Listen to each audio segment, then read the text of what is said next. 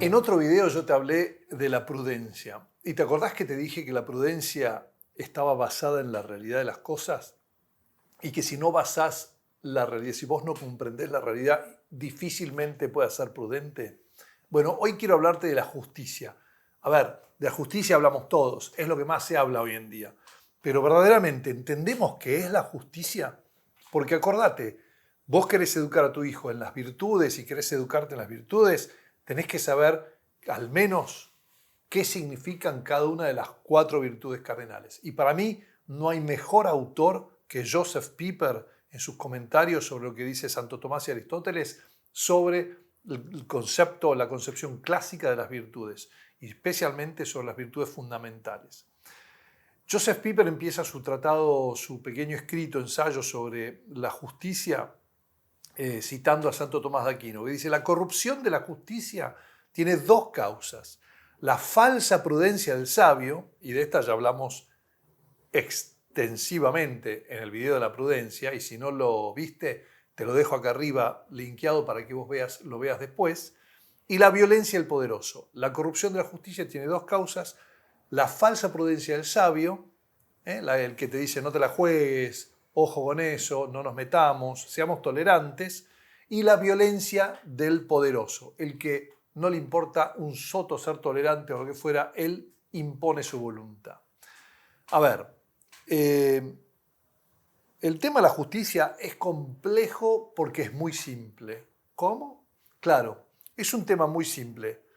Se basa en una sola cosa: a cada uno lo suyo, dar a cada uno lo que le corresponde. Fácil, ¿no?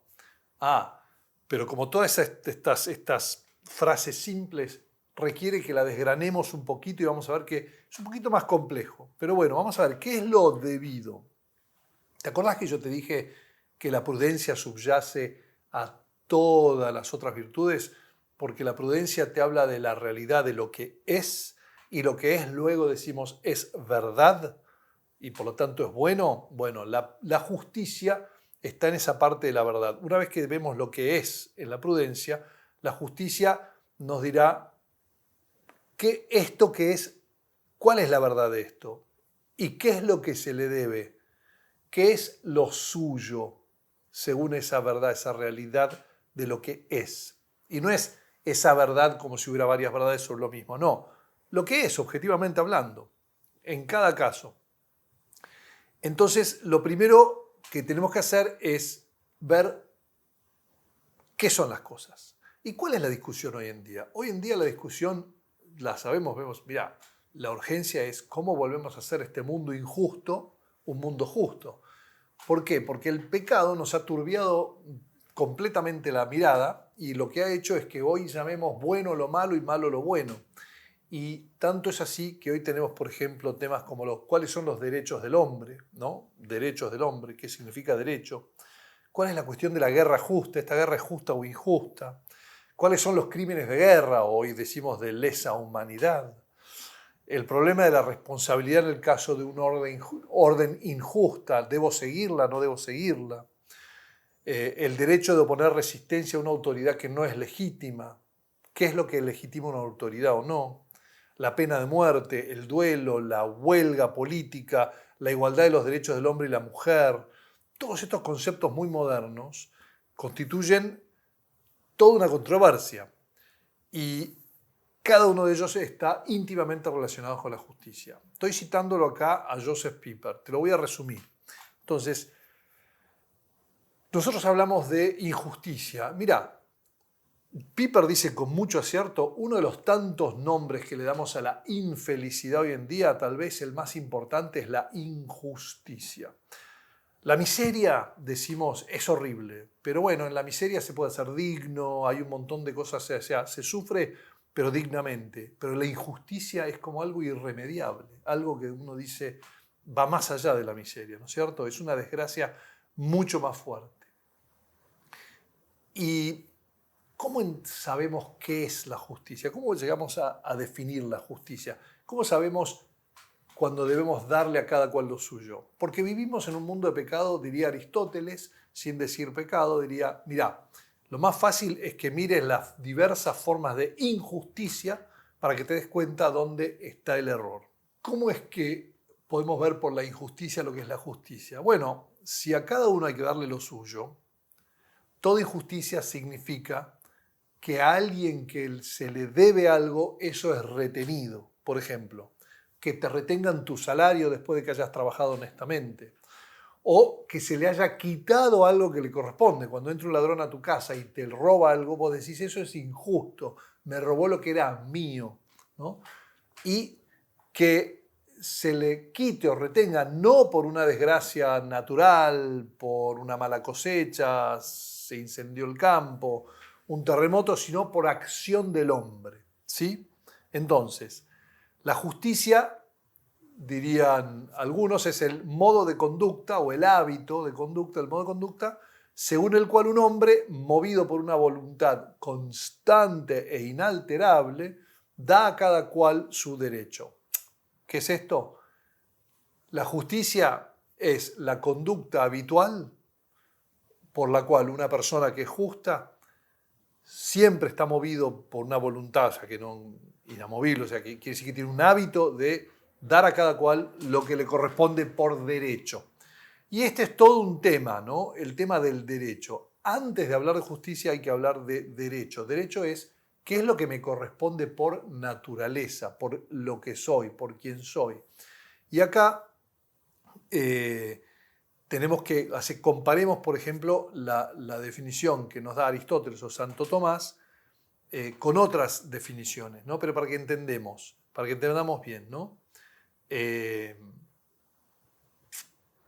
Por ejemplo, se afirma, la justicia es aquello merced a lo cual se distingue lo propio de lo ajeno. ¿Qué me pertenece a mí? ¿Qué te pertenece a vos? O al enseñar que es peculiar de la justicia establecer orden entre las cosas. No solo lo que me pertenece, sino qué va primero, qué va segundo, qué va tercero en justicia. Lo que es más perfecto, lo que es cómo se ordenan las partes a un todo. Esa es otra manera de hablar de justicia, ¿no? O enseñar, por ejemplo, la justicia es una ordenación del alma que nos permite no ser siervos de nadie, sino solo de Dios, diría San Agustín. Esa es más poética, pero bueno, estos no son rigurosas las definiciones, ¿no?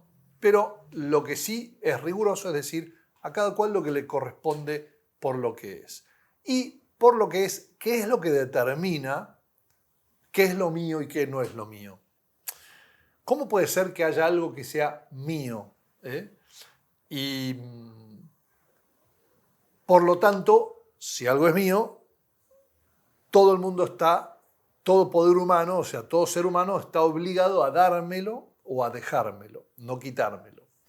Y esa es la clave, porque cuando nosotros decimos impuestos, cuando hablamos de todas las cosas, las discusiones es cuánto puede un Estado o un bien común quitarme de lo mío y cuánto debe dejarme de lo mío, ¿no? ¿Existe ese derecho? No, en el tema de la propiedad es una cosa, en el tema de la vida es otra y demás. Obviamente que hay ciertos derechos que corresponden por ejemplo, podríamos decir, en la justicia se basa en ciertos casos en contratos, en acuerdos, en que acordamos que si yo trabajaba vos me dabas un salario, y otros corresponden por quién soy. Por ejemplo, el derecho a la vida. Nadie tiene derecho a quitarme la vida. ¿Por qué? Porque tengo ese derecho como inherente a quien soy. Todo esto que te estoy diciendo presupone hablar de derecho o hablar de ese tipo de acuerdos, ¿no? Si yo ya trabajé y acordamos que si yo hacía este trabajo vos me ibas a pagar un tanto y yo ya cumplí con mi parte, tengo derecho, o sea, ya adquirí propiedad sobre eso que vos me prometiste darme y por lo tanto eso es mío y no podés quitármelo, me lo tenés que dar. Y no dármelo sería una injusticia, ¿no? Entonces, ¿cuál es la razón? ¿Cuál es la razón de que algo puede ser mío? Bueno, al final de todo, Santo Tomás, simplificando de alguna manera, concluye, y yo creo que tiene razón, de que las cosas nos pertenecen por derecho porque somos personas. Fuimos creados personas, a imagen y semejanza de Dios. Porque vamos a decir, también a las piedras, las plantas, los animales fueron creados. Pero nadie dice en sentido estricto que se les debe alguna cosa. A la planta no se le debe agua, pero solo funciona si tiene agua, es cierto. Pero nadie dice qué injusticia, nadie regó esta planta, ¿no es cierto? Algo que es debido significa que corresponde, que pertenece a la esencia misma de quién soy. En un sentido analógico, en un sentido no estricto, sí, a una planta se le debe agua para que crezca, si queremos que crezca. A un perro se le tiene que dar cierta comida y a un caballo otra comida. Pero si no se le da esa comida, porque no está, porque no hay, porque el perro no es de nadie, nadie dice qué injusto se murió el perro. No lo decimos. Nos puede causar tristeza. Si yo le prometo a mi perro, por ejemplo, darle de comer todos los días, pero soy un desvolado y me olvidé, hoy el perro no me mire y me dice, che, qué injusto fuiste. No, la gente me dice, sos un desvolado, un descuidado y estás maltratando al perro, pero nadie me acusa de injusticia estrictamente hablando, ¿no? Solamente un ser espiritual, en rigor, puede decirse que le pertenezca a algo por su naturaleza, porque es persona, es espiritual, intelecto y voluntad libre. Por eso que al hombre se le debe, en cuanto a hombre, cosas. Podemos hablar de justicia o injusticia. Hay dos maneras en que estas cosas le son debidas a un individuo que es persona, ¿no? Aquello que es no solo por propiedad, o sea, también puede ser por una acción, ¿no? Por ejemplo, algo que uno tiene derecho a hacer o a omitir. Nadie me puede obligar a abortar, por ejemplo. Yo puedo tener el derecho a hablar, a escribir, a casarme. Y también nadie me puede impedir ciertas cosas. Pero también hay cosas que pertenecen, como les dije, a algo por quién soy. La vida, por ejemplo, ¿no? ¿Y por qué es irrevocable ese derecho? Esto es, ¿por qué algo me es debido absolutamente en justicia? A esta pregunta se responde con algo bastante poco intuitivo. Santo Tomás, siguiendo un poco a Sócrates, dice que la irrevocabilidad o inviolabilidad que es inherente a esa deuda o débito significa que aquel que me hace una injusticia, me roba, me hace algo malo, se desfigura él mismo, pierde más de lo que pierdo yo, sufre una injusticia él mismo, peor que la que comete contra mí. Y Sócrates solía decir que el que realiza una injusticia es digno de compasión. Fíjense el concepto, ¿no? Al cometer una injusticia sobre mi persona, a esa persona le reporta más perjuicio que a mí mismo, a pesar de que yo fui su víctima, ¿no? Entonces, ¿qué significa esto? Porque la verdad que el sentido que tenemos de la justicia no es ese.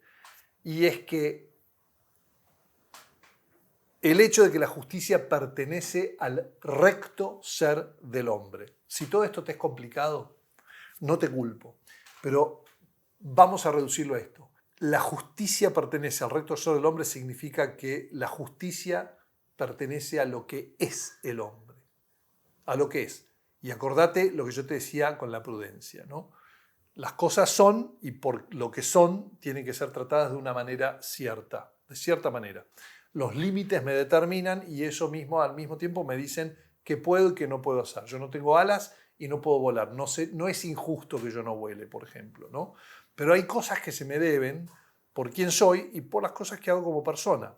Y esas cosas las llamamos justas en tanto y en cuanto se aplican al recto ser, o sea, se aplican a lo que el hombre es según el pensamiento divino que nos creó, no lo que creemos que es. ¿Se entiende?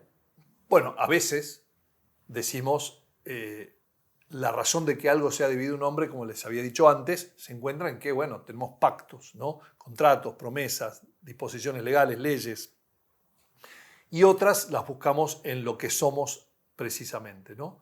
Santo Tomás lo que dice es, para que haya justicia, sea por pacto, por acto, por ley o por la naturaleza de la cosa, el presupuesto es que no puede contradecir el acto o lo que se debe, no puede contradecir la naturaleza de la cosa, no puede contradecir la naturaleza de quién soy o de lo que es la cosa. Podríamos decir que si yo trato a un perro como un caballo, estoy siendo en alguna manera injusto en ese trato. Pero como no tiene derecho el perro, no me puede acusar de injusticia. Estoy siendo injusto en el sentido natural. Pero cuando trato a una persona como más o como menos de lo que es, la divinizo o, por otro lado, la brutalizo, que es lo más típico en el ser humano, o la domino, la uso y no la amo, estoy cometiendo una profunda injusticia, estoy yendo en contra de su naturaleza, porque esa persona le pertenece ser amada irrevocablemente. Y yo no la estoy amando, estoy por omisión o por acción cometiendo una injusticia. Entonces, negar, podríamos decir con Piper, ¿no? Negar que haya una naturaleza humana, o sea, que el hombre no tenga una naturaleza, es básicamente darle cabida a toda la praxis totalitaria del poder. Es absolutamente decir, si no hay naturaleza humana, y esto lo dice Joseph Piper y yo estoy de acuerdo, fíjate, si vos decís, sí, vos decís eso porque sos cristiano y crees en Santo Tomás, pero eso es algún concepto diferente.